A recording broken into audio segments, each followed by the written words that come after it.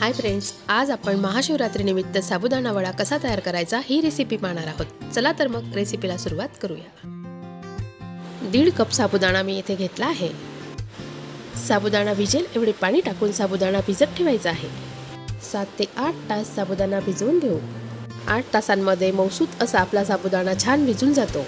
5 ते 6 बटाटे मी इथे घेतले आहेत। बटाटे उकडून साल काढून घेतलेली आहे।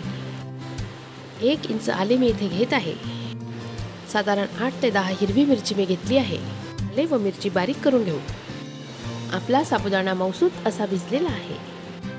साबुदाणा एका मोठ्या भांड्यामध्ये काढून घेऊ। सर्व बटाटे किसून घेतले आहेत। बटाट्याचे जर जाड तुकडे राहिले तर साबुदाणा वडा तुटतो, त्यामुळे बटाटा पूर्ण किसून घ्यायचा आहे। पण दळून घेतलेली हिरवी मिरची व आल्याची पेस्ट टाकून घेऊ। चवीनुसार मीठ टाकू। 1 वाटी शेंगदाण्याचा कूट टाकू। सर्व मिश्रण चांगले मिक्स करून घेऊ।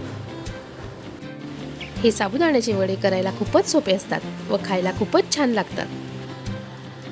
वडा करताना दोन्ही हाताने तळ हातावर दाबून असा वडा तयार करून घ्यायचा। वडे बनवताना एकसारखे बनवून घ्यायचे। बाजूच्या कडा पण एकसारख्या बनवायच्या। आता आपण वडे तळून घेऊया। वडा गरम तेलात सोडा। 2 मिनिटांनंतर गॅस कमी करून घ्या। वड्यांना पलटून घेऊया। वडा जर तुम्ही पलटून घेतला नाही तर वडा फुटण्याची शक्यता असते। वरच्या बाजूनी वडे छान डार्क गोल्डन रंगावर तळून काढून घेऊ। अशा पद्धतीने कुरकुरीत असे वडे आपले तयार झालेले आहेत। अशा पद्धतीने तुम्ही सुद्धा वडे तयार करून बघा। तुमचे वडे सुद्धा तेलामध्ये फुटणार नाहीत।